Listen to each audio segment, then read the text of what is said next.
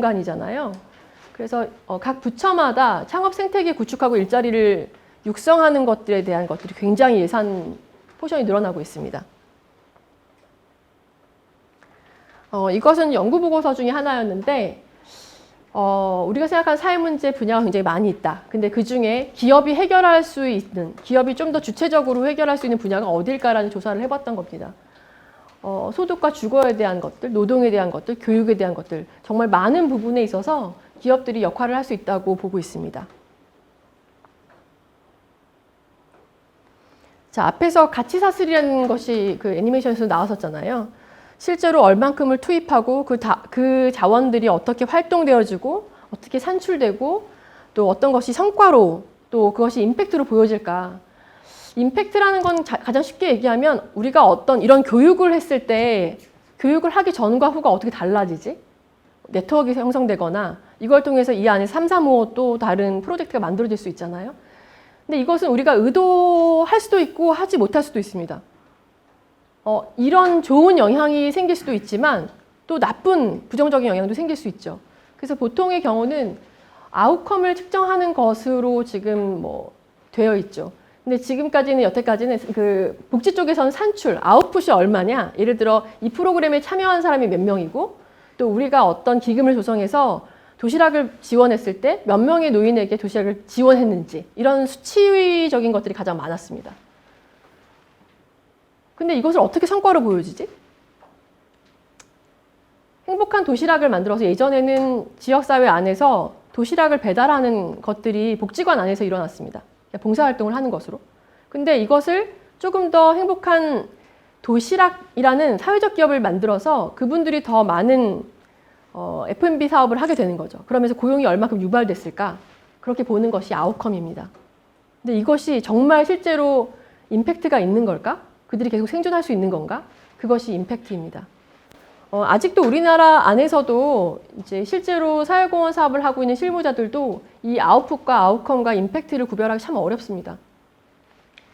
그런데 이런 것들이 왜 생겨났을까? 사실은 영국에서 맨 처음에 우리가 세금을 내면 이 세금이 어떻게 쓰여지지? 그리고 예를 들어 정부에서 기금을 조성했을 때 이 자원이 어떻게 지역사회에 영향을 주지? 이런 고민들이 생기게 되죠. 건강한 시민사회가 계속 그걸 추적 조사합니다. 우리나라 같은 경우에는 정권이 바뀔 때마다 유사한 사업들이 계속 또 다른 사업들로 이름을 바뀌게 되죠.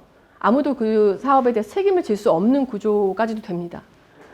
사회공헌 사업에서 정말 성과를 인정받았는데 대표가 바뀌게 되면 또 다른 사업으로 또 바뀌게 됩니다. 이것이 계속 2, 3년 단위로 가고 있기 때문에 그 사업의 성과를 측정하기는 굉장히 어렵습니다. 그런데 이제 영국 같은 경우에는 계속 그걸 추적 조사합니다. 이 사업이 어떻게 피드백이 되고 있나. 첫 사업을 진행했을 때 지역사회에 어떤 변화들이 생기고 어떤 것들을 성과로 볼 것인가. 이것들을 계속 끊임없이 시민사회 안에서 체크를 하는 거죠. 지표로 보기도 하고. 실제로 우리가 건강이나 빈곤에 대한 이슈를 했을 때 우리가 좋은 음식을 제공을 했습니다. 그것이 실제로 취약계층들의 삶에 변화가 있나?를 어떻게 1년 안에 볼 수 있어요? 우리가 어떤 좋은 교육을 진행을 했는데 공유 FC에서 진행한 교육이 얼마나 많은 창업을 유발했는지는 1, 2년 안에 나오질 않습니다. 아주 중장기적으로 봤을 때 내가 이렇게 창업하게 되는 과정을 거슬러 올라가 보니까 공유 FC에서 했던 이런 활동들이 되게 도움이 됐더라. 그때 만났던 인연들이 몇 년 후에 또 다른 또 인연으로 발전됐더라. 그걸 추적조사하기 참 어렵습니다. 그래서 그런 계속 사회적으로 지표를 만들고 측정하고 한 과정들이 사실은 이런 아웃컴, 성과를 측정하는 과정들로 가게 됐고요. 이 과정 지향과 성과 지향의 차이점을 한번 보여주는 문구예요. 보통의 경우는 복지에서는 주거 지원을 할 때 청년들이 집이 필요하다. 그러면 임대주택을 할까, 행복주택을 할까, 매입 임대를 할까. 이런 식으로 어떤 주거 지원이 필요하냐고 말을 하죠. 그거는 과정지향적인 질문입니다. 근데 이런 걸 했을 때 우리가 이런 공유 오피스를 제공하거나 주거 공간을 제공하는 것이 지역사회에서 우리는 무엇을 하기 위해서 이 사업을 하지? 그것이 성과 중심의 사고입니다. 우리 조직이 어떤 일을 하지? 하나의 그 일에 포커스를 맞춰주는 것과 이 조직이 성취하고 노력하는 것은 궁극에서 조직을 유지하는 것은 무슨 목적으로 하는 거지? 우리는 어떤 수요를 충족해서 이 메뉴를 만들고 있지? 예를 들어. 그러면 우리가 이런 메뉴를 만들어서 매출을 높이고 우리 회사가 영위하는 것들은 근본적으로 뭐를 지향하는 것이지? 다른 거죠. 이 파일을 드릴게요. 다 드릴게요. 다 오픈, 그 동영상까지 다 드릴게요. 그리고 기존에 우리가 그 복지 쪽에서 학습 장애를 어떻게 해결할 수 있을까? 그러면 그 장애의 어떤 기술적인 지원을 합니다. 근데 이것을 성과지향적으로 생각하면 이 아이들이 사회에서 자라나기 위해서는 필요한 지식이 뭘까? 그러니까 더 근본적인 것들을 지향하는 사고가 성과중심적인 사고죠. 이거를 조금 인식하게 되면 우리가 어떤 것이 우리 회사에서의 지속가능한 목표일까를 고민하는데 조금 도움이 됩니다. 여전히 어려운 일이죠. 자, 그러면 실제로 다른 기업들이 어떻게 하고 있는지를 한번 볼게요. 유니레버는 우리가 좋아하는 뭐 생필품부터 해서 아이스크림, 뭐 너무 많은 종류의 제품을 만들고 있죠. 그런데 이 회사의 지속가능한 목표가 뭘까? 비전이 뭘까? 뭘 것 같아요? 한번 보겠습니다. 이것도 영상인데요. 그냥 볼게요. There's a lot of plastic pollution in the environment, and the uncomfortable truth is that some of it has got our name on it, and that is not okay with us. In fact, it hasn't just made us think, it's made us rethink.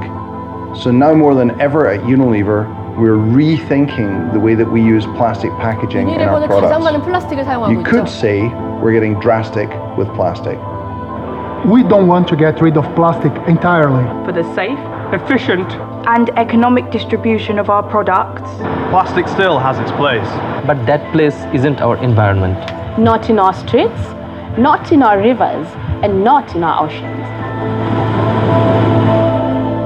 No, where plastic belongs It's inside something called the circular economy, This is where plastic is either reused, Recycled. or made compostable it's kept in a loop. To stop it from ever finding its way into the environment. And this way of thinking is already changing the way we are acting. in the next 5 years, We'll halve the amount of virgin, unrecycled plastic that we use. and as part of that, we will get rid of more than 100,000 tons of plastic packaging. completely. In the next 5 years, working with our partners, We'll help collect and process More plastic packaging than we sell. Yes, more than we sell. And in the next 5 years, 100% of the plastic we do use, will be reusable, recyclable. Or compostable. every last bit of it. We also need you, our consumers, our suppliers, our retailers, our employees, and many others to join us on this journey. Because there are things that you can do that will make a real difference. So please help us to close the loop on plastic and let's make our blue planet blue again.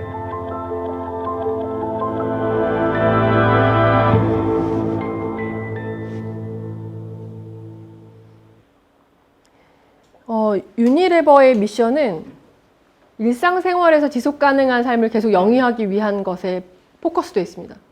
되게 신기하지 않아요?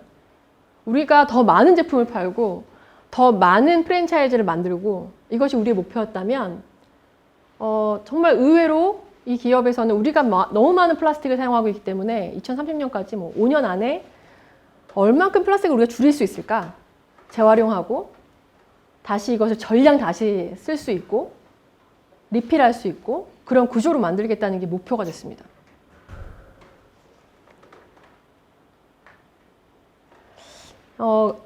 계속 이제 앞으로 지속가능한 보고서가 각 회사마다 홈페이지마다 게재가 돼 있어요. 우리의 밸류체인 안에서 우리가 화두로 가져갈 게 무엇일까? 이게 지금 아까 말했던 SDG, 지속가능 발전 목표라는 UN의 목표가 있습니다.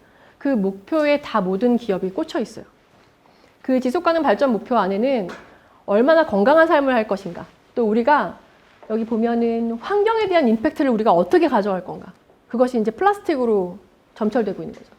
그러니까 우리가 지금 생산하는 것이 한 70만 톤이다 그러면 그것을 2025년까지 5년 안에 반으로 줄이겠다는 거예요. 그 목표로 모든 제조 공정에 있어서 다 하는 거죠. 전량 수거해서 다시 화학적인 재생을 한다거나 다시 리필을 한다거나 또 우리가 이런 사업을 하면서 많은 고용을 창출하겠다는, 취약계층에 대한 고용을 창출하겠다는, 단순히 후원금을 내는 사업이 아니라 비즈니스가 바로 사회 문제가 해결된다는 사업으로, 그것이 전체 이 유니레버의 사업의 비전입니다. 우리의 비전. 신기하죠? 그래서 이렇게 보면은 이 옆에 카드 모양으로 나와 있는 것이 17가지 카드가 있어요. 빈곤을 종식한다거나 지속가능한 식량을 위해서 힘쓴다거나 우리가 에너지에 대해서 노력한다거나 이런 주제들이 17가지가 있습니다. 그러면 또 우리가 잘 알고 있는 아웃도어 브랜드 파타고니아. 이 파타고니아의 그 이본 슈나드라는 사람은 서퍼이기도 하고 되게 이런 산악 등산을 되게 좋아하는 분이었어요. 그리고 회사도 그 이런 바닷가 앞에서 거의 서핑하기 되게 좋은 곳에 회사를 만들어 놓고 처음에는 이분도 뭐 환경운동자가 아니었죠. 자기도 누구 못지않게 이 산을 타고 뭐 이렇게 레저 쪽으로 완전 미치광이처럼 빠졌던 사람이었는데 이 회사가 어떤 변곡점을 가지게 된 계기가 있었습니다. 보스턴에 있는 매장이었는데 그 매장에서 이렇게 물품 새로 가져오려면 창고에서 물건을 가져오잖아요.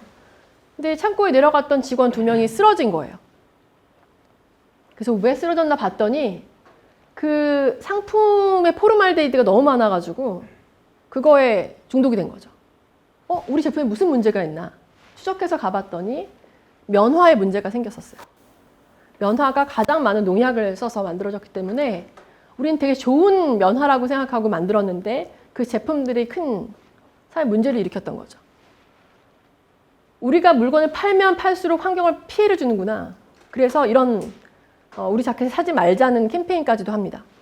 그리고 실제로 우리가 뭐 다운 브랜드 같은 경우에도 우리가 사용하고 있는 이 다운이 어떻게 만들어지고 있는지 이 제품에 대해서 계속 끊임없이 추적하게 되는 거죠.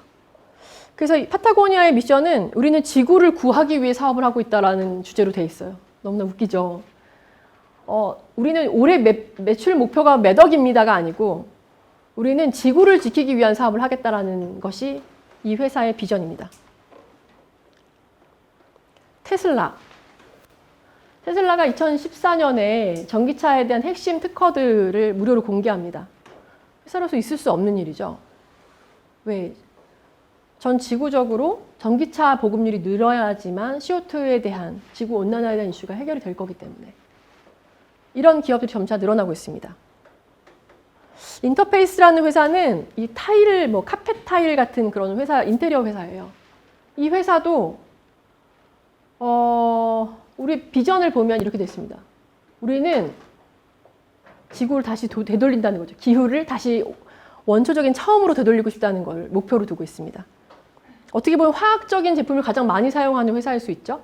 그런데 목표를 그렇게 두고 있는 거죠. 이것도 영상 한번 볼게요.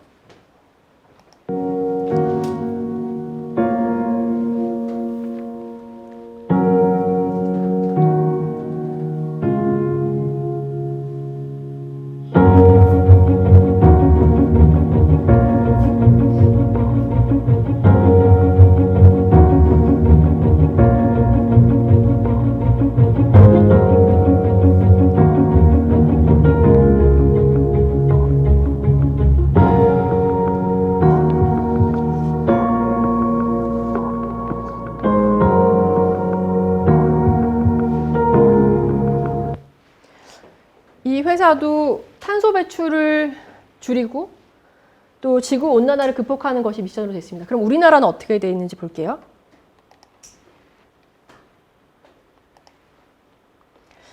LG전자의 지속가능 보고서를 보면 여기도 마찬가지로 우리 앞에서 봤던 표시들이 들어가고 있습니다.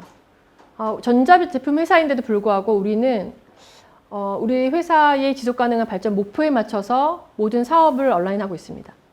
SK 같은 경우에는 각 부서별로 지금 우리나라에 사회공헌 전담 부서를 둔 회사들이 꽤 많지만 그거는 하나의 별도구제 부대와 같은 역할을 하거든요. 그냥 임직원들의 봉사활동 팀을 만들고 동아리 조직하고 이런 식으로 했는데 SK에서는 각 부서별로 부서 안에서 우리의 산업 안에서 어떻게 사회적 가치를 구현할 수 있지? 우리 제품과 어떻게 연결할 수 있지? 그런 활동들을 하고 있습니다. 그게 전 부서에서 같이 생각해 주지 않으면 할 수 없는 일이거든요. 회사의 전체의 목표를 정하지 않으면 이렇게 할 수가 없거든요. SK가 그랬고 KT에서는 KT그룹의 사회공헌과 UN SDG라고 아예 명명되어 있죠. 우리는 지속가능 발전 목표에 UN의 목표에 맞춰서 우리가 어떻게 지속가능한 도시를 만들고 이 통신회사가 아닌 거죠. 이제는. 요즘과 같은 이렇게 전염병이 유발될 때는 통신을 활용해서 그 사람들의 입국 허가나 이런 것들이 다 반영이 돼서 그 전염병을 차단하는 중요한 통로로 쓰여집니다.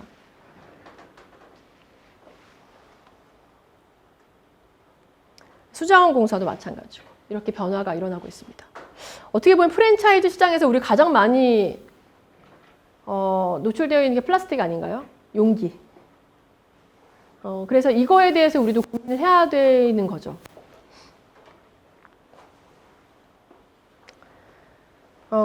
이 책은 사실은 그 지속 가능한 발전 목표나 이런 것들이 나오게 된 하나의 동인이 된 책이었는데요. 이제 62년도에 우리 예전에 그 DDT 있잖아요. 그 살충제가 실제로 그것들이 노출되어 있는 농작물을 먹은 새들이 이렇게 죽어가고 있다. 근데 이것들이 점차 이런 환경에 대한 법제화나 또 이걸 통해서 기업들이 많은 매출과 많은 생산을 위해서 화학 제품을 썼던 것들이 결국은 우리한테 다시 순환돼서 돌아온다는 것들을 말해주는 책이었습니다. 자, 이제 여기서 보면 지금 시간이 우리가 8시 반까지 하나요? 원래? 포함해서 9시 전에. 9시 전에만? 자, 이게 아까 말했던 그 카드예요. 지속가능한 발전 목표 안에 이 17가지 주제가 있고 거기 안에는 인류의 보편적인 문제인 빈곤과 질병과 교육과 여성, 또 이런 기후 변화에 대한 것, 에너지에 대한 것, 주거에 대한 것, 고용에 대한 것 여러 가지가 다 포함이 됩니다. 실제로 여러분들 이렇게 임팩트가 있는 활동들을 할 때 그러면 어떻게 사업들이 유발이 될까? 한번 사례를 들어볼게요. 최근 2011년도였나요? 벌써 10년이 됐네요. 그 당시에 가장 행정안전부에서 이렇게 꽂혀있던 사업 중에 하나가 쪽방 사업이었어요. 서울에 한 5개의 쪽방이 있습니다. 그 쪽방에는 무조건 다 거기에서 주거를 하는 분들만 있는 건 아니고요. 여러 형태의 주거 형태가 있더라고요. 그런데 이제 이분들에게는 공공의 복지 서비스를 제공할 수 있는 공간들이 많이 없어서 쪽방 상담소가 그 역할을 대신했었습니다. 그런데 이 공간이 낡은 파출소 공간을 개조해서 거기 안에서 뭐 물품을 준다거나 뭐 명절 때 떡국을 줄 수 있는 그런 그냥 보급소 정도였었어요. 그런데 이제 정부에서 보니까 여기가 너무 취약한 거죠. 그래서 기업들에게 이 쪽방을 좀 돕기 위해서 한 기업들이 다 모여보자. 그래서 한 6, 7개 기업들이 모였어요. 많은 기업들이 와서 정말 선의로 자기들이 할 수 있는 것들을 기금을 조성했습니다. 각 기업마다 6천만 원, 7천만 원 조성을 했죠. 그 공간은 어떻게 활용됐으면 좋겠는지를 좀 논의를 해보니까 여기서는 쪽방에 계신 분들이 안에 샤워시설도 없기 때문에 조금 더 이제 씻을 수 있는 공간도 필요하고 또 먹거리를 만들 수 있는 공간도 필요하고 또 한편으로는 문화생활을 할 수 있도록 같이 영화라도 볼 수 있는 그런 시설이 있으면 좋겠다는 여러 가지 필요가 있었습니다. 그래서 모든 기업들이 그 돈을 각출을 했었고 그걸 가지고 우리 명절 전까지 봉사를 하자고 했었습니다. 저도 그쪽에 하나의 PM으로 들어갔는데 깜짝 놀랐어요. 되게 작은 건물이었거든요. 한 25평 되는 2층짜리. 난방도 하나도 안 되는 그런 공간이었어요. 거기에 6, 7개의 시공업체가 들어왔습니다. 누구는 샤워시설, 목욕탕을 고치고 누구는 부엌을 고치고 누구는 문화공간을 만들고 이것이 대한민국의 사회공헌의 현주소입니다. 재원이 없는 게 아니고 도우려고 하는 선의도 있고 전문적인 기술을 가지고 있는 분야의 사람들도 많이 있습니다. 그런데 그걸 모을 수는 있지만 그 모든 것을 컨트롤할 수 있는 컨트롤 타워가 없습니다. 이거 어떻게 해야 될까요? 그 6, 7개의 시공업체한테 전체 공사 일정이나 우리가 어떤 공간을 어떻게 쓰여져야 될지에 대한 것들을 나누고 그거 시공 계획을 하게 되면 그렇게 많은 공사업체가 들어올 필요도 없고 또 공사는 시공의 이렇게 순서가 있잖아요. 그것들을 감안해서 할 수 있겠죠. 사실 대한민국의 전국이 공사판이에요. 왜냐하면 사회복지 시설이나 여러 가지 공공공간들이 많이 생겨나고 있어서 그 공간의 인테리어 사업들 굉장히 많이 합니다. 근데 그것은 아주 기한이 있습니다. 한 1, 2년 안에 계속 유지하는 곳이 없죠. 마치 우리가 프랜차이즈 매장을 막 접어야 되는 것처럼. 이것이 사실은 어떻게 보면 앞으로 우리가 임팩트를 높일 때 가장 고려해야 될 이슈인 겁니다. 대한민국의 전체적인 CSR 자원을 봤을 때 그것이 어디에 적절하게 배치가 돼야 될지 또 어디에 이 필요가 있는지를 파악하고 그것을 자원을 연결하는 일. 그게 사실은 소셜 임팩트에서 가장 큰 이슈고 이것을 어떻게 사회적인 영향력이라고 측정할 것인가라고 보는 것들. 우리가 가장 많이 하고 있는 사업 중에 하나가 주거 환경 개선 사업이었습니다. 실제로 이제 제가 가스공사와 같이 진행했던 사업이었는데요. 그 당시만 해도 우리 사회적 기업 중에서 가장 많이, 그러니까 자활공동체라고 하는 예전에 공공근로 하셨던 그런 분들 있죠. 그분들이 가장 많이 하는 사업 중에 하나가 시공 업무입니다. 그리고 돌봄 업무고, 그다음에 청소 쪽입니다. 근데 이분들이 이제 시공을 하면서 참여해서 실제로 취약계층들을 지원하다 보니까 시공에 하자가 생겨도 할머니들이 고마우니까 하자에 대한 민원이 없습니다. 그러다 보니까 시공은 전국에서 일어나고 있지만 정말 퀄리티 있는 시공들이 되지 않았던 적도 있습니다. 근데 이것들을 어떻게 해결할 수 있을까? 이걸 어떻게 임팩트를 줄 수 있을까? 또 이것을 어떤 사회적 성과로 볼 것인가? 우리가 이런 전체 물량들이 굉장히 많이 생기기 때문에 시공 물량을 통해서 취약계층들의 일자리가 많이 생기게 되고 그분들이 시공 업무에 대해서 좀 더 테스트도 하고 건축의 실습장이 된 역할들을 했었습니다. 그분들이 지금의 사회주택의 주체들로 성장할 수 있었고 또 실제로 시공 업무를 하다 보니까 에너지 효율이 더 좋아진 거죠. 이 공사를 했을 때와 안 했을 때 에너지 효율이 더 높아져서 난방비 사용률이 굉장히 떨어지는 형태. 이런 것들을 다 수치화하는 임팩트 과정을 했습니다. 그래서 사회공헌 사업을 통해서 이것이 어떤 고용효과를 유발하고 이것이 그 시공업체들에게 어떤 소득을 유발하고 이것이 실제로 환경적으로 어떤 에너지, 그러니까 CO2가 얼마큼 절감되는지도 측정을 했습니다. 실제로 이것은 자본 이전에 어떤 변화가 있었을까? 이런 것들을 처음으로 했던 사례고요. 이런 것들을 다 경제적인 숫자로 환산하는 과정들이 있었습니다.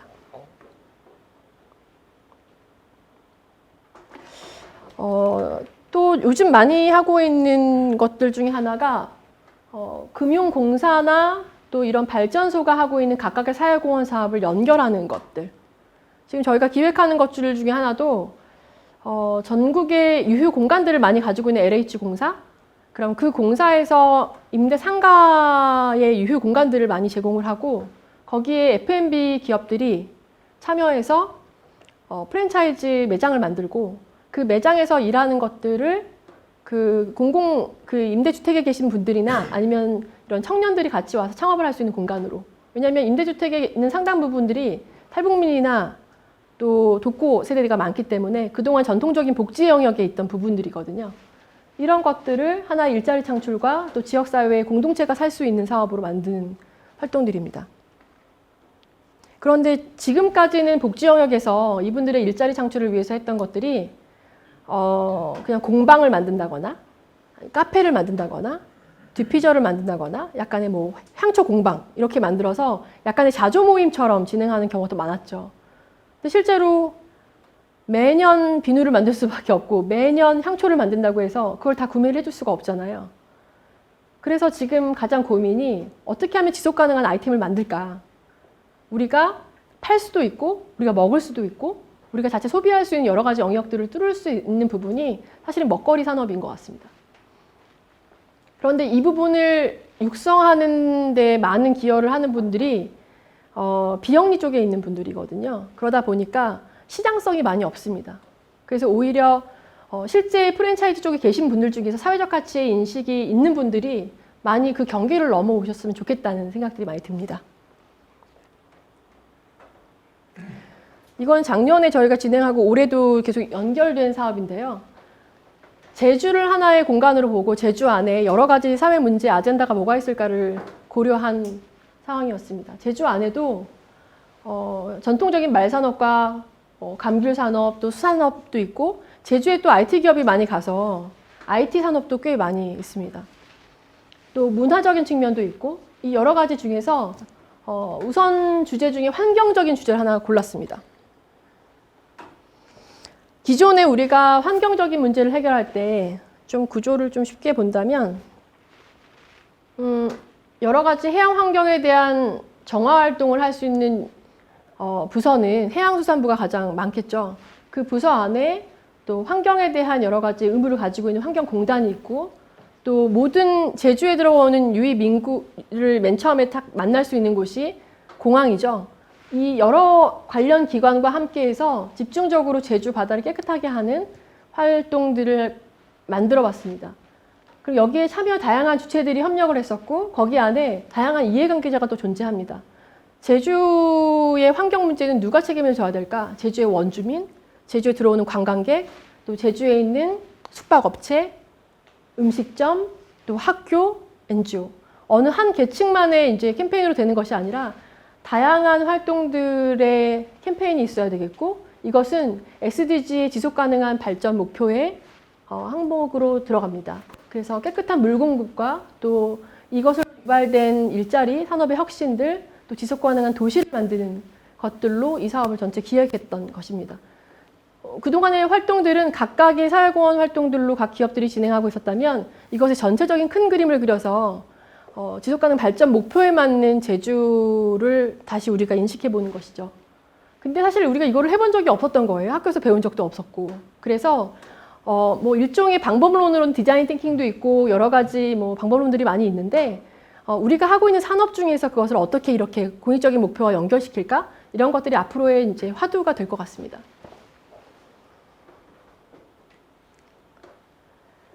한번 세부 들어가 보면 우리가 전통적으로는 쓰레기를 버리지 말아야 되고 또 이렇게 쓰레기 줍는 활동들을 했었고 단지 이것을 재활용하는 과목들이 있었고 또 기업 안에서는 서로 이벤트 중심으로 각 기업들이 이런 활동을 했었죠. 그러면 이걸 좀 더 혁신적으로 생각하려면 어떻게 할까? 일단은 지금 분리수거를 해도 그것들이 화학적인 재생이 되지를 거의 못하고 있고 다시 다 모아서 또 다른 쓰레기를 유발하고 있기 때문에 화학적 재활용에 대한 여러 가지 혁신적인 R&D가 필요하겠다. 또 제주 바다에 대한 이슈만 있는 것이 아니라 제주와 전 영역에 한반도 전 영역의 지점들도 같이 좀 확장이 돼야 될 것 같다. 여기서 이제 콜렉티브 임팩트가 나오는데요. 앞에 제가 한번 스킵했었는데 그럼 여러 사람들이 다자간에 어떻게 협력을 할까? 사실 이해관계가 다 너무 다르잖아요. 각자 참여해야 될 이유가 다 다르잖아요. 그럼 이것은 우리의 공통적인 아젠다로 됐을 때 우리가 어떻게 이것을 성과로 볼 것인가? 우리의 성과로 볼 것인가?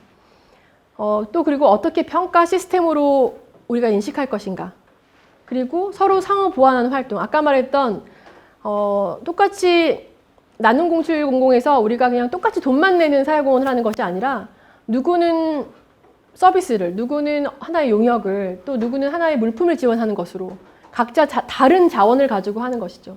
아까 말한 LH 공사에서 공간을 대고 또 식품회사에서 어떤 원자재를 대고 이런 것들은 각자 돈으로 환산하면 굉장히 또 다른 가치가 되겠지만 상호 보완하는 활동들이 되겠죠. 또 이것은 지속적인 의사소통이 필요합니다. 우리가 사실은 같이 교육을 듣고 있지만 아마도 오늘 서로 인식하는 맥락들이 다 다를 거라고 생각이 돼요. 왜냐하면 서로가 알고 있는 경험치나 지식을 가지고 이걸 다시 재해석하니까요. 실제로 공동의 프로젝트를 하다 보면 의사소통에 굉장히 어려움이 많이 생깁니다. 이 일을 왜 해야 되는지의 목적도 불분명하고 정말 해야 되는 일이긴 하지만 이걸 내가 해야 되는지에 대한 또 의문이 많이 들죠. 그렇기 때문에 이것의 성패는 중추적인 백본 조직, 아까 말했던 컨트롤 타워가 필요합니다. 우리가 계속 산발적인 활동을 할 때 우리의 공동의 목표가 어디라는 것을 계속 말해주는 백본 조직이 필요한 거죠.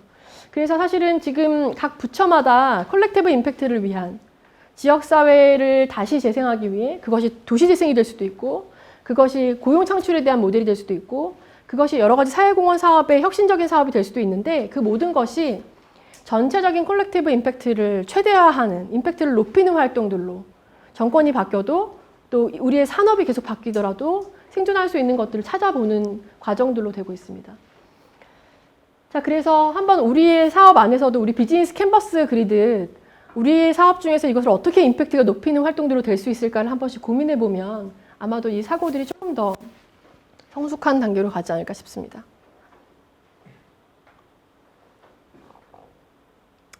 여기까지가 일단 제가 준비한 내용이고요. 아마도 좀 낯선 용어들이 많아가지고 조금 생소하셨을 텐데 안 주무시고 들어주셔서 감사합니다.